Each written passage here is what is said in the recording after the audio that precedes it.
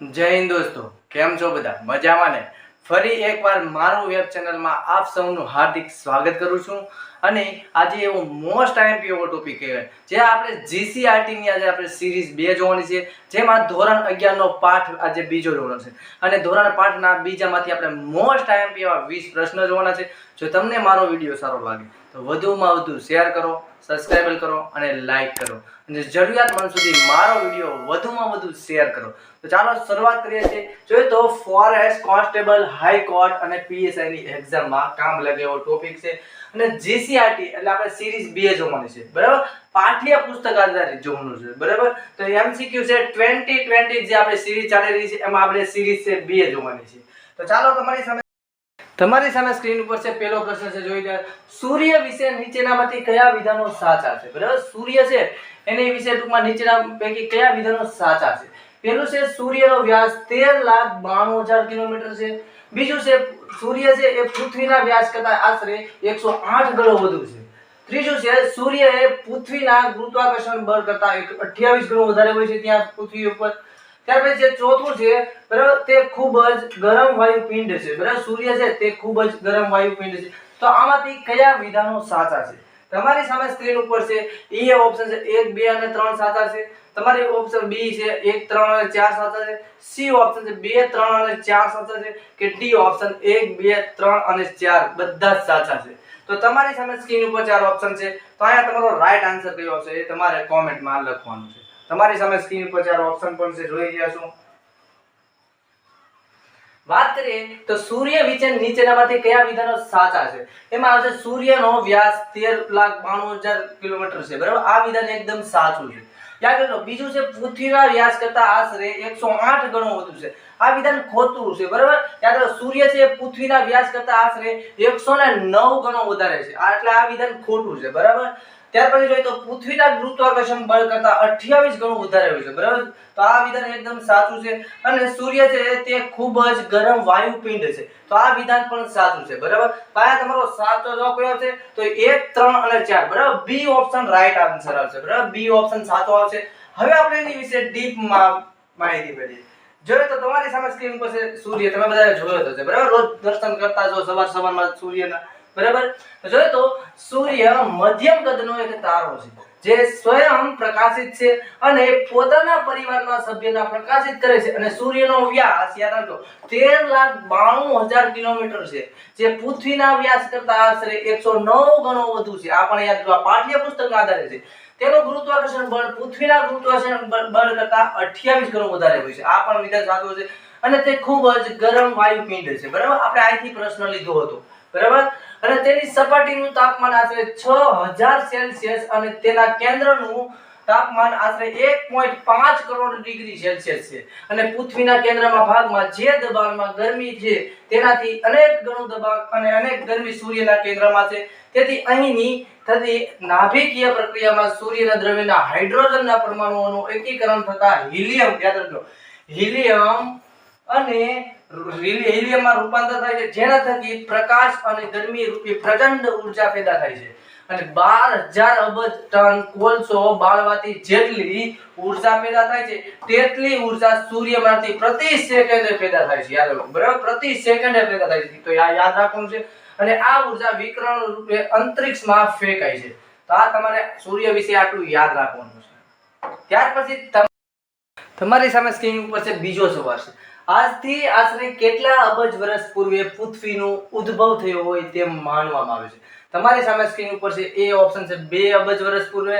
બી option છે 2.50 એટલે કે 2.5 વર્ષ, બરાબર, 2.5 અબજ વર્ષ પૂર્વે થયો હતો. સી ઓપ્શન છે 4 અબજ વર્ષે થયો હતો. કે ડી ઓપ્શન છે 4.50 એટલે કે 4.5 અબજ વર્ષ પૂર્વે થયો હતો. તો આયા તમારો રાઈટ આન્સર કયો આવશે તમારે મને કોમેન્ટમાં લખવાનું છે, બરાબર. જોઈએ તો આયા તમારો રાઈટ આન્સર કયો આવશે? જોઈએ તો આજથી આશરે કેટલા અબજ વર્ષ પૂર્વે પૃથ્વીનો ઉદ્ભવ થયો છે માનવામાં આવે છે? તો અહીંયા તમારો રાઈટ આન્સર છે ડી ઓપ્શન આવશે, બરાબર. 4.5, બરાબર, 450 અબજ વર્ષ પૂર્વે થયો ઉદ્ભવ, બરાબર. તો યાદ રાખો 4.5 અબજ વર્ષો પૂર્વે. તો આ યાદ રાખવાનું છે. હવે એની વિશે આપણે ડીપમાં માહિતી મેળવીએ.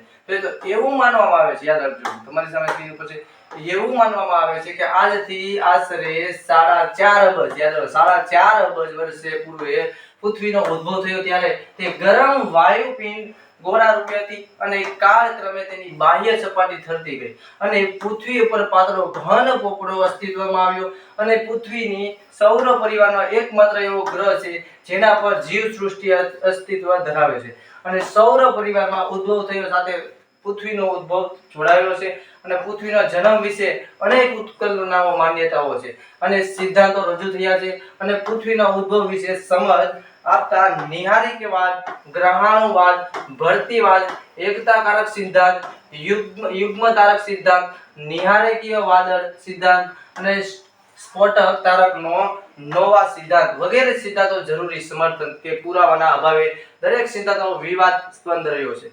તો યાદ રાખવાનું છે, બરાબર? તો યાદ રાખો, બરાબર?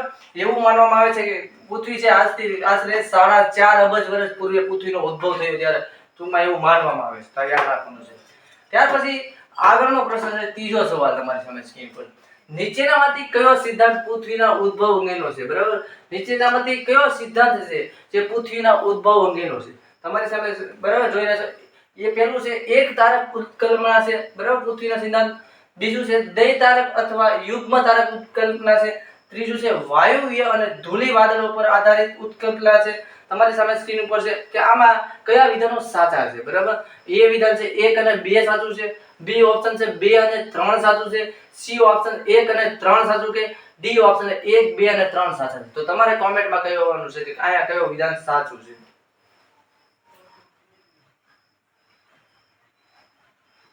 જો તો આયા તમારો રાઈટ આન્સર છે એ આવશે, બરાબર? ડી ઓપ્શન, બરાબર? તો આયા બધા જ સાચા છે, બરાબર? એક તારક ઉત્કલ્પના પણ, બરાબર, પૃથ્વીનો સિદ્ધાંત છે.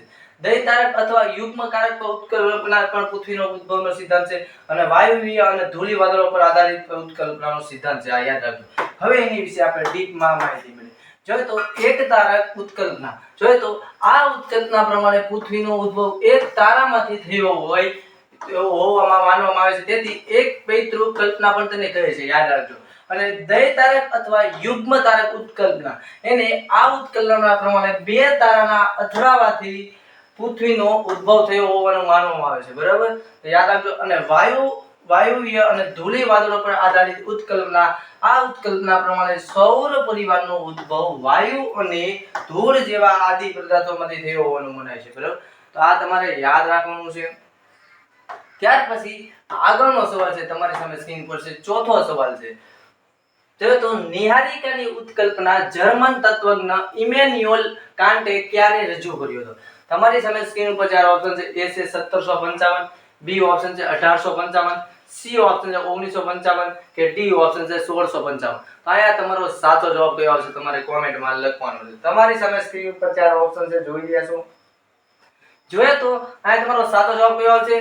તો જોઈએ તો આયા તમારો રાઈટ આન્સર છે એ આવશે નિહારિકાની ઉત્કલ્પના જર્મન તત્વજ્ઞ ઇમેન્યુઅલ કાન્ટે ક્યારે રજૂ કરી હતી? તો આયા તમારો રાઈટ આન્સર આવશે એ ઓપ્શન આવશે, બરાબર? 1755 માં. તો યાદ રાખવાનું. હવે એની વિશે આપણે ડીપમાં માહિતી મેળવીએ. તમારી સામે સ્ક્રીન ઉપર જોઈ રહ્યા છે આ છે ઇમેન્યુઅલ કાન્ટ છે, બરાબર? તો જર્મન તત્વજ્ઞ ઇમેન્યુઅલ કાન્ટે 1755 માં આ ઉત્કલ્પના રજૂ કરી હતી. તેના મતાનુસાર અબજો વર્ષ પહેલા અવકાશમાં ઠંડુ અને ગતિહીન વાયુવ્ય વાદળ અસ્તિત્વમાં ધરાવતું હતું અને વાયુ વાદળમાં રહેલા વાયુ કણોના પારસ્પરિક ગુરુત્વાકર્ષણ બળને કારણે ભારે ઘર્ષણ થયું અને આ વાયુવ્ય વાદળ તપ્ત અને પાતાની કાલ્પનિક ધરી પર ફરતી નિહારિકામાં રૂપાંતર પામ્યું અને અંતરિક્ષમાં તારાઓના સમૂહ વચ્ચે શ્વેત અને શ્યામ જેવા વાયુ વાદળો બન્યા હતા. તો યાદ રાખવાનું છે, બરાબર? તો યાદ રાખો. જર્મન તત્વજ્ઞ છે એ ઇમેન્યુઅલ કાન્ટ છે 1755 માં આ ઉત્કલ્પના રજૂ કરી હતી. યાદ રાખજો આપણું. ત્યાર પછીની વાત કરીએ તો આગળનો સવાલ છે, પાંચમો સવાલ છે. તમારી સામે સ્ક્રીન પર જોઈ રહ્યા છો. તો દરિયામાં ભરતી શાના કારણે આવે છે? બરાબર? જે દરિયામાં જે ભરતી છે એ શાના કારણે આવે છે? એ છે ચંદ્ર અને સૂર્યના ગુરુત્વાકર્ષણના બળના કારણે, બી ઓપ્શન છે પૃથ્વી અને સૂર્યના ગુરુત્વાકર્ષણ બળના કારણે, સી ઓપ્શન છે ચંદ્ર અને પૃથ્વીના ગુરુત્વાકર્ષણ બળના કારણે કે ડી ઓપ્શન છે આપેલા તમામ. તો આયા તમારો સાચો વિધાન કયો આવશે? તમારે કોમેન્ટમાં લખવાનું છે.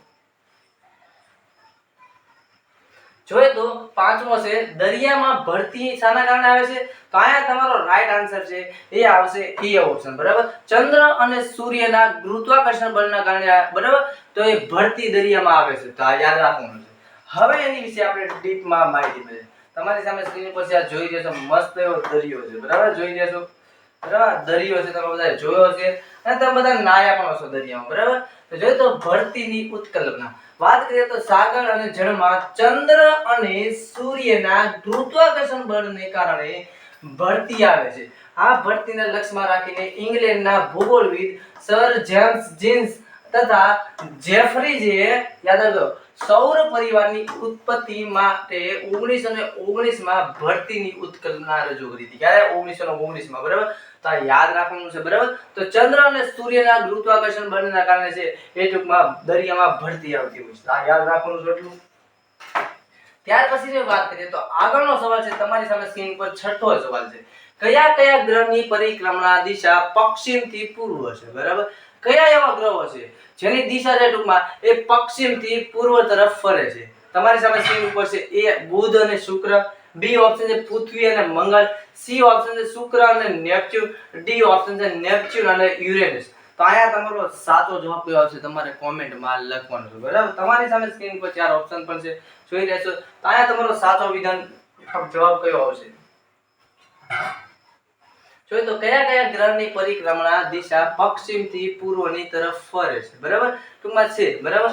આયા તમારો રાઈટ આન્સર છે એ આવશે શુક્ર અને નેપચ્યુન, બરાબર. શુક્ર અને નેપચ્યુન એવા ગ્રહ છે જે પશ્ચિમથી પૂર્વ દિશા તરફ ફરે છે, બરાબર. તો યાદ રાખવાનું છે. હવે આપણે એની વિશે ડીપમાં માહિતી મેળવીએ. જો તો પેલા છે શુક્ર, બરાબર. તમે બધાને ખબર છે આ શુક્ર છે એ સૌથી વધારે તેજસ્વી ગ્રહ છે અને ચમકતો ગ્રહ છે, બરાબર. તો સૌર પરિવારનો સૌથી ચમકતો ગ્રહ કયો છે? તો શુક્ર. આ યાદ રાખવાનું છે. તે કદમાં અને વજનમાં પૃથ્વી જેવો જ છે, બરાબર. પૃથ્વીને ટૂંકમાં જેવો છે, તેથી તેને પૃથ્વીનો જોડિયા ભાઈ તરીકે પણ ઓળખવામાં આવે છે. કોને? તો શુક્રને.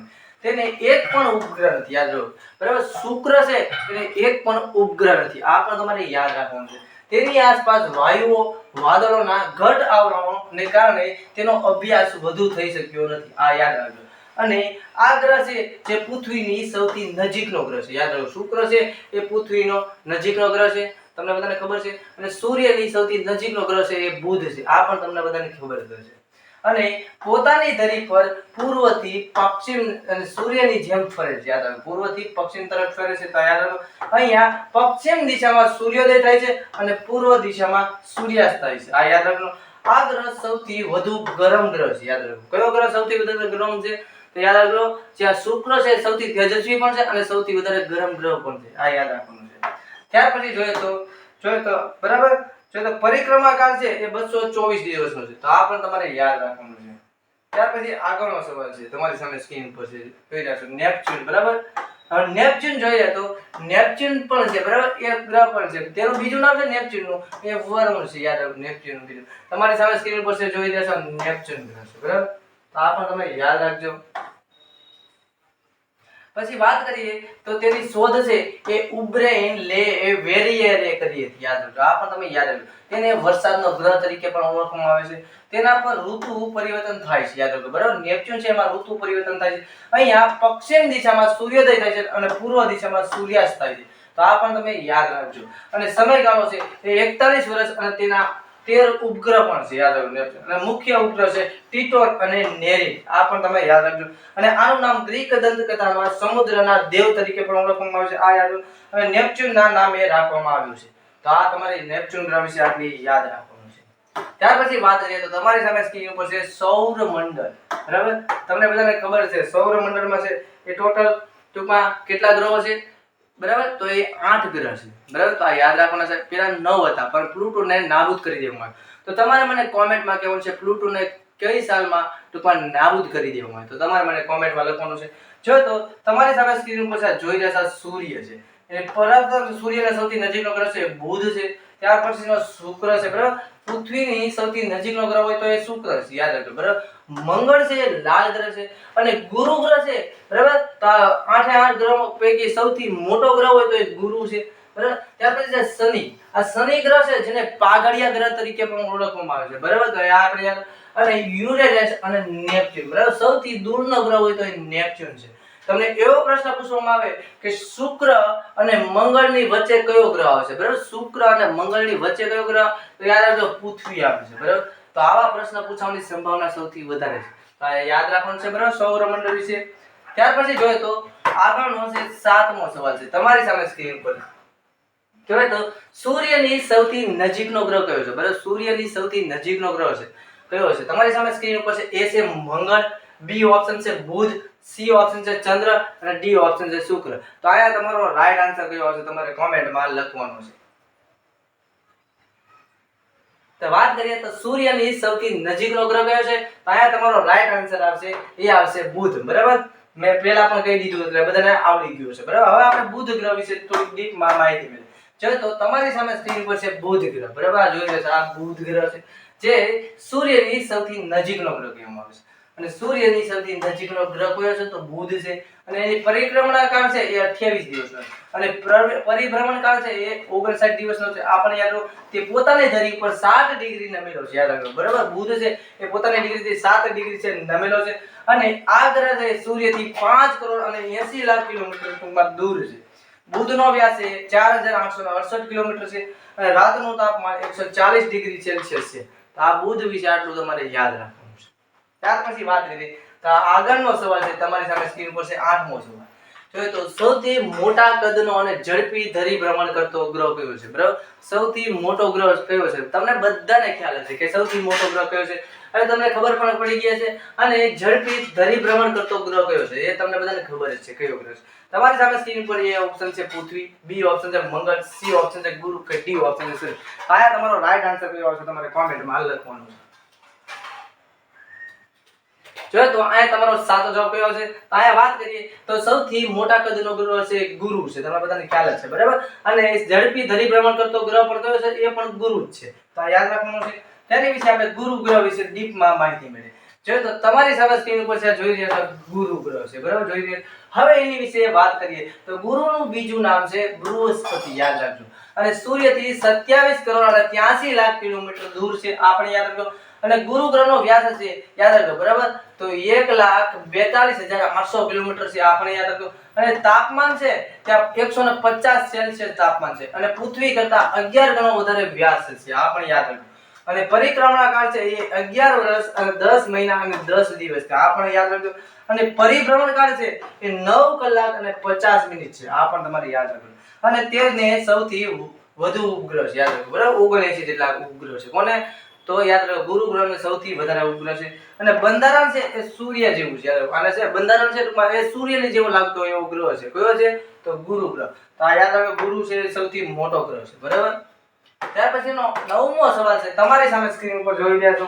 જોઈએ તો સૂર્યની સપાટી પર દેખાતા કાળા ધાબાને શું કહે છે, બરાબર. સૂર્યની છે સૌથી નજીકમાં દેખાતા જે કાળા ધાબા હોય છે તેને શું કહેવામાં આવે છે, બરાબર. સૂર્યની સપાટી પર દેખાતા કાળા ધાબાને શું કહેવામાં આવે? તમારી સામે સ્ક્રીન ઉપર એ ઓપ્શન છે નિહારિકા કહેવામાં આવે છે, બી ઓપ્શન છે સૂર્ય કલંકો કહેવામાં આવે છે, સી ઓપ્શન છે ઉત્કલ્પના કહેવામાં આવે છે કે ડી ઓપ્શન છે યુગ્મ તારક કહેવામાં આવે છે. તો આ તમારો રાઈટ આન્સર કયો આવશે તમારે કોમેન્ટમાં લખવાનું છે.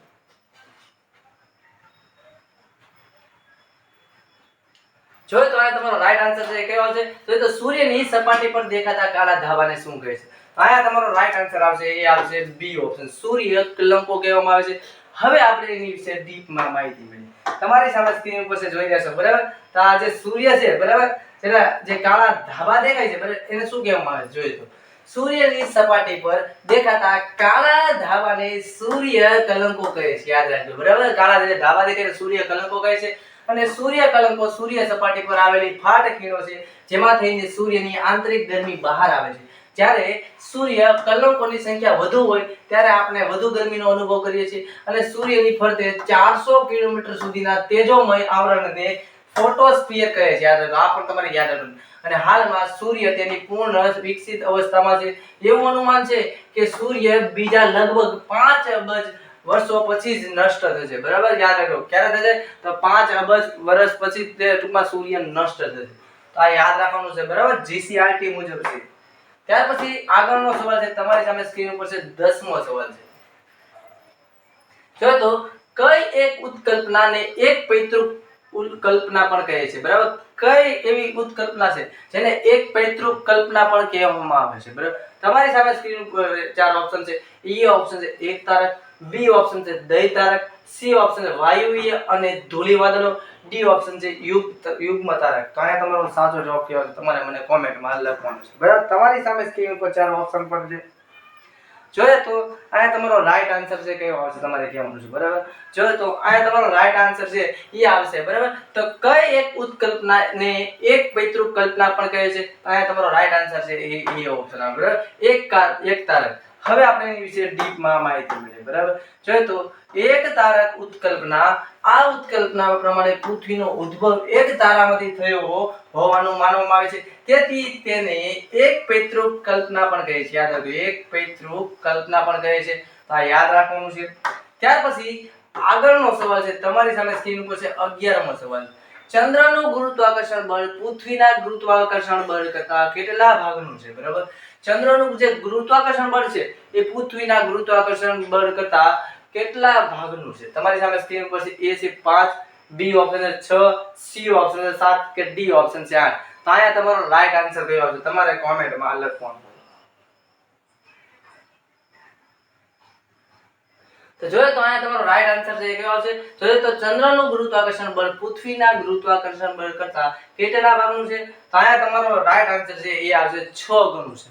તો યાદ રાખવાનું છે, બરાબર? તમારો રાઈટ આન્સર બી આવશે. હવે એની વિશે આપણે ડીપમાં માહિતી મળે.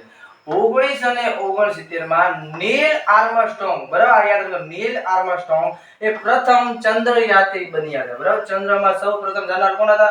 તો નીલ આર્મસ્ટ્રોંગ. આ તમે યાદ રાખો, અહીંથી પણ પ્રશ્ન બની શકે. તેના ખડકો મુખ્યત્વે આગ્નેય પ્રકારના છે. યાદ રાખો, ચંદ્રનું ગુરુત્વાકર્ષણ બળ પૃથ્વીના ગુરુત્વાકર્ષણ કરતા આશરે 6 ભાગનું છે. યાદ રાખો, તેથી ત્યાં દરેક વસ્તુનું વજન હલકી લાગે છે. તેના પર મૃત જ્વાળામુખીઓ પણ આવેલા છે.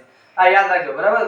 બરાબર. તો યાદ રાખો, ચંદ્રનું ગુરુત્વાકર્ષણ બળ કરતા પૃથ્વીના ગુરુત્વાકર્ષણ બળ કરતા આશરે 6 ભાગનું છે. આ યાદ રાખવાનું છે, બરાબર? અને યાદ રાખો, 1969 માં નીલ આર્મસ્ટ્રોંગ છે એ પ્રથમ ચંદ્રયાન બની, ટૂંકમાં છે ચંદ્ર ઉપર ટૂંકમાં સૌપ્રથમ જનાર બન્યા હતા. કોણ હતા? નીલ આર્મસ્ટ્રોંગ. તો યાદ રાખજો, ભારતમાં સૌપ્રથમ ચંદ્ર ઉપર જનાર કોણ હતું તમારે મને કોમેન્ટમાં કહેવાનું છે, બરાબર? યાદ રાખજો, ભારતમાં સૌપ્રથમ જે ચંદ્ર ઉપર જનાર કોણ હતા તમારે મને કોમેન્ટમાં કહેવાનું છે. વાત કરીએ તો 12મો સવાલ છે તમારી સામે સ્ક્રીન પર. કયો ગ્રહ સૌથી વધુ તેજસ્વી છે, બરાબર? તમને ખબર જ છે, હું બોલી પણ ગયો તો પેલા ભણવામાં પણ આવ્યું, બરાબર? કયો ગ્રહ એવો છે કે સૌથી તેજસ્વી ગ્રહ છે? તમારી સામે સ્ક્રીન પર ચાર ઓપ્શન પણ છે, જોઈ રહ્યા છો. એ ઓપ્શન છે બુધ, બી ઓપ્શન છે શુક્ર, સી ઓપ્શન છે શનિ કે ડી ઓપ્શન છે મંગળ. તો અહીંયા તમારો સાચો જવાબ કયો આવશે તમારે કોમેન્ટમાં લખવાનો છે.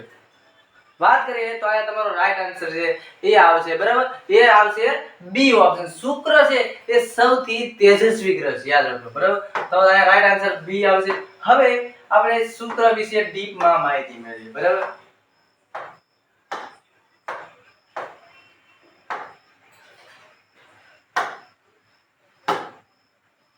તમારો રાઈટ આન્સર આવશે, બરાબર? શુક્ર. તો શુક્ર વિશે આપણે ડીપમાં માહિતી મળે. તમારી સામે સ્ક્રીન પર છે આ શુક્ર ગ્રહ છે, બરાબર? એ સૌથી તેજસ્વી ગ્રહ છે. જોઈએ તો સૌર પરિવારનો સૌથી ચમકતો ગ્રહ કયો છે? શુક્ર છે. અને તે કદમાં અને વજનમાં પૃથ્વી જેવો છે, તેથી તેને પૃથ્વીનો જોડિયા ભાઈ તરીકે પણ ઓળખવામાં આવે છે. આ યાદ રાખજો. અને તેને એક પણ ઉપગ્રહ નથી. કોને? તો શુક્રને. આપણે તેની આસપાસ વાયુઓ, વાદળો અને ઘટ આવરણોને કારણે તેનો અભ્યાસ થઈ શક્યો નથી. આપણે યાદ રાખજો, આ ગ્રહ પૃથ્વીની સૌથી નજીકનો ગ્રહ છે, યાદ રાખજો. અને પોતાની ધરી પર પૂર્વથી પશ્ચિમ સૂર્યની જેમ ફરે છે. અહીંયા પશ્ચિમ દિશામાં સૂર્યોદય અને પૂર્વ દિશામાં સૂર્યાસ્ત થાય છે. આપણે યાદ રાખજો, આ ગ્રહ સૌથી વધુ ગરમ અને પ્રકાશ રૂપી છે. યાદ રાખજો, બરાબર? તો આ યાદ રાખવાનું છે. અને પરિક્રમા કાળ છે 224 દિવસનો છે. તો આ યાદ રાખજો, શુક્ર ગ્રહ વિશે આટલું યાદ રાખવાનું છે. ત્યાર પછી આગળનો છે 13મો સવાલ છે તમારી સામે સ્ક્રીન પર છે, જોઈ લો. જો તો સૌર પરિવારમાં ઉપગ્રહોની કુલ સંખ્યા કેટલી છે, બરાબર? સૌર પરિવાર છે તેમાં ઉપગ્રહોની સંખ્યા કેટલી છે? તમારી સામે સ્ક્રીન પર છે 173 એ ઓપ્શન છે, બી ઓપ્શન છે 141, સી ઓપ્શન છે 9 કે ડી ઓપ્શન છે 136. બરાબર? સૌર પરિવાર છે એમાં ઉપગ્રહની સંખ્યા કેટલી છે? ગ્રહની નથી કીધી, ઉપગ્રહની કીધી છે, બરાબર? આ યાદ રાખવાનું છે. આ તમારો સાચો જવાબ કયો આવશે તમારે કોમેન્ટમાં લખવાનું છે. જો તો અહીંયા તમારો રાઈટ આન્સર કયો આવશે, બરાબર? તો સૌર પરિવાર છે બરાબર, એમાં ઉપગ્રહોની કુલ સંખ્યા કેટલી છે? તો અહીંયા તમારો રાઈટ આન્સર છે એ ઓપ્શન આવશે 173 છે. આ યાદ રાખવાનું છે બરાબર. હવે એની વિશે આપણે ડીપમાં જોઈએ. જો તો તમારી સામે સ્ક્રીન પર છે, જોઈ રહ્યા છો બરાબર. આ છે તમારા સૂર્યના ગ્રહો છે બરાબર. એ 8 ગ્રહો છે, યાદ રાખો. પેલા 9 હતા પણ અત્યારે હાલમાં 8 છે. સૌર પરિવાર છે, એમાં ગ્રહો, ઉપગ્રહો, લઘુગ્રહો, ઉલ્કાઓ બરાબર, ઉલ્કાઓ, ધૂમકેતુઓનો મંડળ જેનો અધિષ્ઠાન સૂર્ય છે. યાદ રાખો. સૌર પરિવારમાં 8 ગ્રહો છે. કેટલા સૌર પરિવાર છે? એમાં 8 ગ્રહો છે. અને ઉપરાંત 173 કરતા વધુ ઉપગ્રહોની આશરે 45,000 થી વધુ લઘુગ્રહો બરાબર, ધૂમકેતુઓ, ઉલ્કાઓ વગેરેનો સંયુક્ત રીતે સૌર પરિવાર એટલે સૂર્યમંડળ કહેવામાં આવે છે. યાદ રાખજો બરાબર. તો તમારે મને કોમેન્ટમાં કહેવાનું છે પ્લુટો ક્યારે નાબૂદ કરવામાં આવે છે, કોમેન્ટમાં તમારે લખવાનું છે. ત્યાર પછી વાત કરીએ તો આગળનો 14મો સવાલ છે, તમારી સામે સ્ક્રીન પર છે.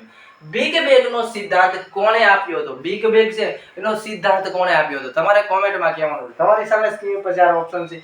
એ ઓપ્શન છે લિમિટ્રે બરાબર, લિમેટ્રે, બી ઓપ્શન છે હબલે, સી ઓપ્શન છે ઓટોમિડે અને ડી ઓપ્શન છે લાપ્લાસ. તો આ તમારો રાઈટ આન્સર કયો છે તમારે કોમેન્ટમાં લખવાનું છે બરાબર. તમારી સામે સ્ક્રીન પર 4 ઓપ્શન પર છે. બિગ બેંગ નો સિદ્ધાંત કોણે આપ્યો હતો? આ તમારો રાઈટ આન્સર કયો છે તમારે કોમેન્ટમાં લખવાનું છે. જો તો આ તમારો રાઈટ આન્સર છે કયો આવશે? જો તો આ તમારો રાઈટ આન્સર છે એ આવશે ઈ ઓપ્શન લિમિત્રે બરાબર, જેણે બિગ બેંગ નો સિદ્ધાંત આપ્યો હતો. હવે એની વિશે આપણે ડીપમાં માહિતી મેળવીએ. જો તો 20મી સદીના વૈજ્ઞાનિકોએ પૃથ્વી અને અન્ય ગ્રહો ઉપરાંત સમગ્ર બ્રહ્માંડમાં ઉદ્ભવ સંબંધિત સમસ્યાઓનો ઉકેલવાના પ્રયત્નો કર્યા હતા અને વર્તમાનમાં બ્રહ્માંડનો ઉદ્ભવ સંબંધે બિગ બેંગનો સિદ્ધાંત યાદ રાખો. બિગ બેંગનો સિદ્ધાંત વધુ આધુનિક ગણવામાં આવે છે. યાદ રાખજો. અને આ સિદ્ધાંત વિસ્તરણ પામતા બ્રહ્માંડની વિચારણા કહે છે. આ એક વિસ્તરણવાદી સિદ્ધાંત છે જે બેલેજિયન વિદ્વાન જ્યોર્જ લિમેત્રીએ બરાબર, યાદ રાખજો કોણ છે? તો જ્યોર્જ લિમેત્રીએ ટૂંકમાં બિગ બેંગનો સિદ્ધાંત આપ્યો હતો. આ યાદ રાખજો. અને 1920માં એડવિન હબલે નામના ખગોળશાસ્ત્રીએ જાહેર કર્યું કે બ્રહ્માંડનો વિસ્તાર થઈ રહ્યો છે. આ પણ તમારે યાદ રાખવાનું છે બરાબર. 1920માં કોઈ એડવિન હબલે, આ પણ એમે યાદ રાખજો બરાબર. અને સમયાંતરે આકાશગંગાઓ અવિરતપણે એકબીજાથી દૂર ખસી રહી છે. બિગ બેંગના સિદ્ધાંત અનુસાર બ્રહ્માંડ વિસ્તરણ સંદર્ભે વિવિધ તબક્કામાં નીચે જણાવેલી અવસ્થામાં થઈ રહ્યા છે. તો આ બિગ બેંગનો સિદ્ધાંત વિશે યાદ રાખો. કોણે આપ્યો તો જ્યોર્જ લિમેત્રીએ. તો આ તમારે યાદ રાખવાનું છે બરાબર. તો આટલું યાદ રાખજો. ત્યાર પછી વાત કરીએ તો આગળનો સવાલ છે, તમારી સામે સ્ક્રીન પર છે, જોઈ જશો. 15મો સવાલ છે કે હેલીનો ધૂમકેતુ હવે પછી ફરી કયા વર્ષે દેખાશે? બરાબર. હેલીનો જે ધૂમકેતુ છે હવે ક્યારે, પેલા અત્યારે છે ક્યારે દેખાણો તો તમારે મને કોમેન્ટમાં કહેવાનું છે ને હવે ક્યારે દેખાશે એ તમારે જવાબમાં કહેવાનું છે બરાબર. પેલા ક્યારે દેખાણો તો અને હવે પછી ક્યારે દેખાશે એ તમારે મને કોમેન્ટ ટૂંકમાં કહેવાનું છે બરાબર. હેલીનો ધૂમકેતુ હવે પછી ક્યારે દેખાના છે બરાબર. એ છે 2060માં, બી ઓપ્શન છે 2062માં, સી ઓપ્શન છે 2064માં, ડી ઓપ્શન 2068માં બરાબર. હેલીનો ધૂમકેતુ છે એ દર કેટલા વર્ષે દેખાય છે તમારે મને કોમેન્ટમાં લખવાનું છે. અને ક્યારે દેખાણો હતો અને હવે ક્યારે દેખાશે એ તમારે આન્સરમાં કહેવાનું છે બરાબર. તમારી સામે સ્ક્રીન પર 4 ઓપ્શન પણ છે, જોઈ રહ્યા છો. તો હેલીનો ધૂમકેતુ હવે પછી ક્યારે કયા વર્ષે દેખાશે? તો આયા તમારો રાઈટ આન્સર છે એ આવશે 2062માં હેલીનો ધૂમકેતુ દેખાશે બરાબર. આ યાદ રાખવાનું છે. ત્યાર પછી હવે વાત કરીએ એની વિશે ડીપમાં. તમારી સામે સ્ક્રીન ઉપર છે, જોઈ રહ્યા છો. જો તો બરાબર એડમ હેલીનું અવસાન બરાબર. તો યાદ રાખજો હેલીના ધૂમકેતુનું જે નામ આપનાર હતા એ એડમ હેલી હતા બરાબર, જેનું અવસાન થયું છે 14 જાન્યુઆરી 1742 ના રોજ એડમ હેલીએ અંતિમ શ્વાસ લીધા અને વર્ષ 1705માં તેમણે હેલી ધૂમકેતુ અંગે જાણકારી આપી હતી બરાબર. તો આ યાદ રાખો ક્યારે? તો 1705માં. આપણે યાદ રાખો હેલીનો ધૂમકેતુ 76 વર્ષમાં એક વખત દેખાય છે. તમારો જવાબ પણ આવી ગયો બરાબર. હેલીનો જે ધૂમકેતુ છે એ દર 76 વર્ષે દેખાય છે. આ યાદ રાખજો બરાબર. વાત કરીએ તો પૃથ્વી પરથી જોતા ધૂમકેતુ પ્રકાશ પુચ્છ ભાગને ધરાવતા હોવાથી તેને પૂંછડીયા તારા તરીકે પણ ઓળખવામાં આવે છે. અને હેલીનો ધૂમકેતુ સૌથી વધુ જાણીતો ધૂમકેતુ છે અને છેલ્લે 1986માં દેખાયો હતો. આ યાદ રાખજો ક્યારે દેખાયો હતો? 1986માં દેખાયો હતો, જે હવે 2062માં પૂર્ણ દેખાય છે. પ્રાચીન કાળમાં ધૂમકેતુ દેખાયા તો યુદ્ધ, રોગચાળો જેવી વિનાશક દુર્ઘટના થશે તેવી માન્યતા હતી, પરંતુ તેને દેખાવું એક સહજ ખગોળશાસ્ત્રી યાદ રાખજો બરાબર. 1986માં દેખાયો હતો અને હવે છે 2062માં દેખાશે. આ યાદ રાખવાનું છે બરાબર. ત્યાર પછી આગળનો જે સવાલ છે જોઈ રહ્યા છો તો 16મો સવાલ છે તમારી સામે સ્ક્રીન ઉપર. તો પૃથ્વી પરથી ધૂમકેતુ પ્રકાશિત ઉચ્ચ ભાગ ધરાવતો હોવાથી તેને શું કહે છે? બરાબર, પૃથ્વી પરથી જે ધૂમકેતુ છે પ્રકાશિત ઉચ્ચ ભાગ ધરાવતો હોવાથી તેને શું કહે છે? તમારી સામે સ્ક્રીન ઉપર છે એ છે આકાશગંગા, બી ઓપ્શન છે ઉલ્કાઓ, સી ઓપ્શન નિહારિકાઓ કે ડી ઓપ્શન છે પૂંછડિયા તારા. આને તમારો રાઈટ આન્સર કયો આવશે? હાવ છે એમ કહેવાય કે બેઝિક પ્રશ્ન લીધેલો છે. બરાબર, આ તમારો સાચો જવાબ કયો આવશે તમારે કોમેન્ટમાં લખવાનું છે. બરાબર, જો તો પૃથ્વી પરથી ધૂમકેતુ પ્રકાશિત ઉચ્ચ ભાગ ધરાવતો હોવાથી તેને શું કહે છે? તો આયા તમારો રાઈટ આન્સર છે આવશે પૂંછડીયો તારો. બરાબર, તમને બધાને ખબર જ છે અને અમને ભણવામાં પણ આવી ગયું હતું. વાત કરીએ તો એની વિશે વાત કરીએ તો હેલિયો ધૂમકેતુ. બરાબર, તમે જોઈ રહ્યા છો જે આ પૂંછડીયા ભાગ તરીકે દેખાતા. બરાબર, આમ જતા હોય એટલે વાય પૂંછડી હોય એવું લાગે છે એટલા માટે એને પૂંછડીયા તારા તરીકે ઓળખવામાં. વાત કરીએ પૃથ્વી પરથી જોતા ધૂમકેતુ પ્રકાશિત ઉચ્ચ ભાગ ધરાવતો હોવાથી તેને પૂંછડીયા તારા તરીકે ઓળખવામાં આવે છે. હેલિયો ધૂમકેતુ સૌથી તેજસ્વી જાણીતો છે. બરાબર, અને છેલ્લે 1986 માં દેખાયો હતો અને હવે 2062 માં પૂર્ણ દેખાય. અને પ્રાચીન કાળમાં ધૂમકેતુ દેખાય તો યાદ રાખો યુદ્ધ, રોગચાળો જેવી વિનાશક દુર્ઘટનાઓ થતી હતી તે માનવામાં છે. તો યાદ રાખજો. બરાબર, એટલે પૂંછડીયા તારા તરીકે પણ ઓળખવામાં આવે છે. ત્યાર પછી વાત કરીએ તો 17મો સવાલ છે અંધારી રાત્રે સ્વચ્છ આકાશમાં જોતા ઉત્તરથી દક્ષિણ સુધી ફેલાયેલો લાંબો દુધિયા રંગનો એક પટ્ટો અવકાશમાં દેખાતા પટ્ટાને શું કહે છે? એ ઓપ્શન નિહારિકા, બી ઓપ્શન છે ઉત્કલ્પના, સી ઓપ્શન છે આકાશગંગા કે ડી ઓપ્શન છે સૂર્યકલંકો. તો આયા તમારો રાઈટ આન્સર કયો આવશે તમારે કોમેન્ટમાં લખવાનું છે.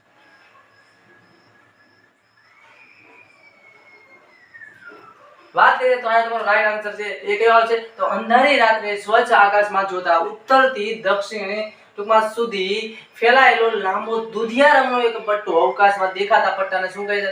આયા તમારો રાઈટ આન્સર છે સી ઓપ્શન આવશે કે એને આપણે આકાશ ગંગા તરીકે ઓળખીએ છીએ. આ યાદ રાખવાનું છે. ત્યાર પછી એની વિશે આપણે ડીપમાં માહિતી મેળવીશું.